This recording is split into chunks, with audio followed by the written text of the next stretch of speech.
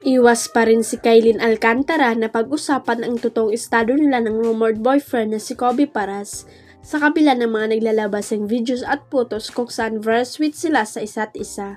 Okay lang naman po kami matipid na sagot ng kapuso actress nang kinumusta ng Pep.ph o Philippine Entertainment Portal tungkol sa kanila ni Kobe. Sila na ba? O grabe naman, nasa Landers event tayong iwas ni Kailin. Kumusta silang dalawa na laging spotted na magkasama?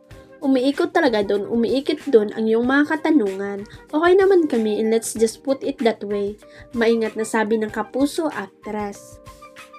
Eksklusibong nakausap ng Pep.ph si Kailin sa Landers 8th Anniversary Shop in Win Grand Row na ginanap sa Arca South Branch, Taguig City noong nakaraang January 20, 2025. Kasama ni Kailin na dumalo sa event ang kapwa niya kapuso ambassador na sina Derek Monasterio, Christopher Martin at Royce Cabrera. Maganda ang pagtatapos ng 2024 at ang pagpasok ng 2025 kay Kailin. Sana mas gumanda pa this year. I can't wait to experience life. Wish niya. Ayon pa sa actress, mayroon na silang pinaghahanda ang bagong teleserye.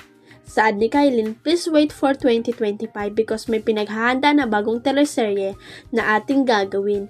Pero hindi pa raw niya makapagbibigay ng detalye tungkol rito. Mukha namang happy si Kailin sa kanyang karera.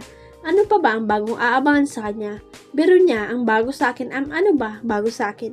Parang wala namang bago sa akin, siguro ito, short hair. Oo yun, siguro yung bago sa akin. Samantala, suportado ni Kailin ang activities ng Landers. Anya, well, ever since I've been doing events for them, matagal na. Sobrang tagal na. Dismayado nga ba ang Asian songbird na si Regine Velasquez sa pagkawala ng miyembro ng SB19 na si Stella Ajero bilang isa sa mga guest sa kanyang nalalapit na concert? Sa latest episode ng Showbiz Update ni OG Diaz nitong Webes, January 23, nausisa ang singer-actress hingil sa insidente. Pagbabagi ni Regine, ito raw ang unang pagkakataon na nag-announce siya ng mga magiging guest sa kanyang concert.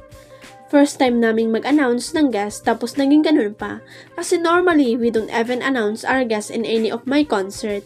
Hindi lang namin ina-announce para surprise. Yung kauna-unang best na nag-announce kami, nagkaroon pa ng miscommunication. So okay lang, nangyayari naman talaga yun minsan, lahat ni Regine. Sundot naman ni OG, pero bakit sinabi mo dun sa isang message mo na I'm a little bit disappointed? Diretsa naman itong sinagot ni Regine. Disappointed tala ako dahil I'm very excited to sing with Stella and we were going to do summer, sabi ni Regine. Pero paglilinaw niya, disappointed siya sa nangyari ngunit hindi kay Stella mismo.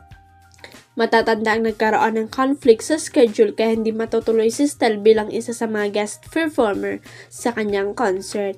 Para naman sa mga hindi aware, muling magkakaroon ng concert si Regine na pinamagatang Reset ngayong February 21.